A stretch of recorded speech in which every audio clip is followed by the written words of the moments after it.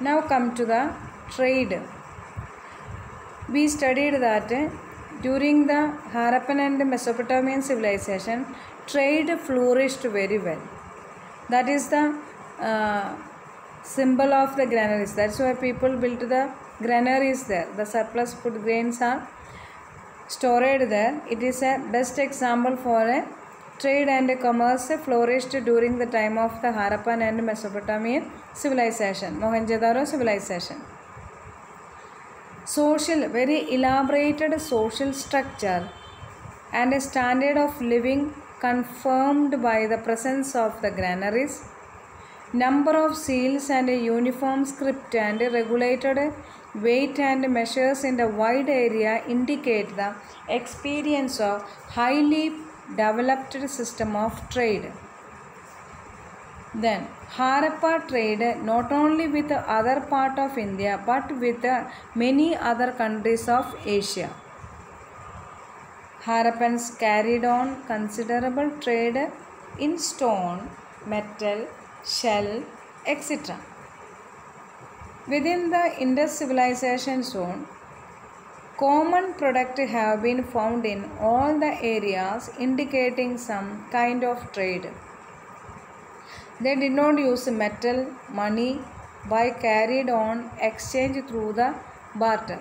7th class you might have studied barter system. Means if things will be exchanged to buy, anybody need the rice, they will give the wheat to the other person may be need of the wheat, so rice will give to the wheat and wheat will get instead of rice. Like that things were exchanged to get the needy things for the village. That system was come to known as a barter system. Cities like Mohenjo-daro, Harappa and Lothal were very important center for metallurgy, producing tools and weapons as well as kitchenware things. Then rice seems to have been imported to Punjab from Gujarat. Lothal and provided cotton for the expanding township of Mohenjo-daro. Harappa, Banavali and Chahundaro center for the bangle making. Lothal and Chahundaro were centers for manufacturing of the beads. Beads means pearls. Internal trade also continued with the Harappans. Commercial contact with their western neighbors Lothal, Balakot and some of the important trading coastal towns carried on trade with Mesopotamia and other West Asian sites. These set up a trading colony in northern Afghanistan which facilitated trade with Central Asia. Mesopotamian trade from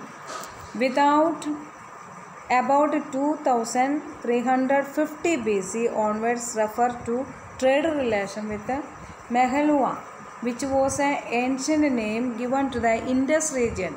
Meluhha, an ancient name given to the Indus region.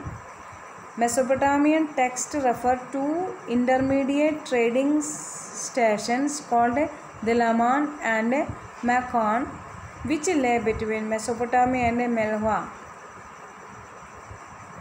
Mesopotamian texts refer to Meluhha as a land of seafarers, and a depiction of ship and boat on seal also indicate that Harappan merchants were export to and importing goods from the West and Central Asian sites. Gold was very important North Karnataka and Afghanistan. Copper from Rajasthan, South India, Balochistan and Arabia, lead from either East or South India.